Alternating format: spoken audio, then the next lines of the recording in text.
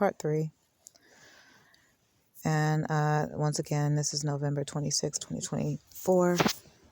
So, like I said, acknowledge people's efforts. And, in some cases, people felt like I had wronged them. And I still to this day have no idea where I went wrong. No one even wants to tell me, to be honest. And I'm like, well, maybe they don't want to tell me because some people made some hasty decisions in reference to that. They probably misinterpreted some things, misunderstood some things, and then, acted. And then, now everybody's trying to forget. And it's like, well, that actually, had some form of an effect on my life. So we might have to talk about it at this point. You get what I'm saying? It's like, damn, that's a damn for all of us, because I don't want to talk about the shit. I want to move forward. And it's been that way for a long time now. And, it just is what it is. So I want to make sure that people understand that I have a story. And I am not trying to push to tell that story. The book was going to come out regardless. And I was going to speak on my experiences regardless. So this just so happens to be its own situation that has affected me in a very similar way that some past situations have affected me and, other people that I've loved in my family. So I'm trying to break generational curses within my family bloodline. And I think that a lot of people can relate to that.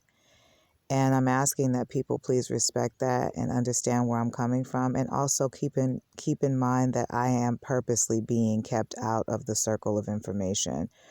I am not being given any information at all. I have no idea what's going on out there,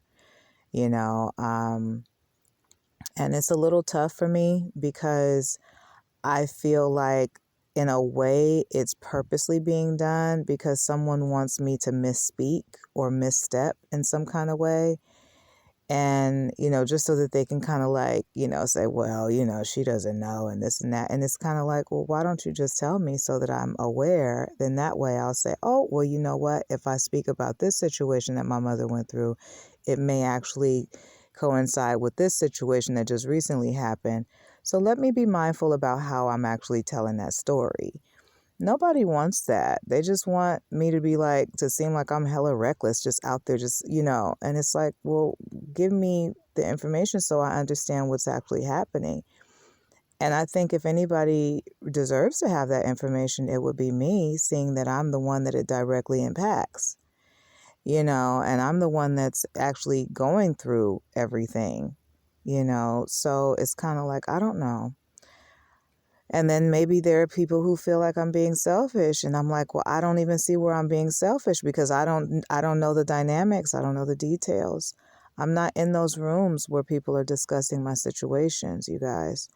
I'm not able to take up for myself in those rooms. People are discussing me and making up shit and doing things and saying things that in most cases, they're not true. They're only based off of their opinion. And I wish that I could be in there so that I can speak my mind and speak up for myself. But maybe it's best that I'm not. Who knows? You know what I'm saying? So just know that I really want the best for everybody, even those who have, positioned themselves to be my enemies. I really do want the best for everybody. I don't like to send hateful energy anywhere. And I know what that feeling feels like. I have been there. I am a human being. I do not feel like that right now. I'm not sending any negative energy toward anybody. I'm just trying to make sense of what has been happening to me and my family. And for people who are under the impression, because you've been listening behind the scenes and all that, and you have the audacity to sit back and say, no, she understands. She knows what's going on, this and that, this and that. You don't know what I know. You truly don't know what is going on. In fact, a lot of people I have found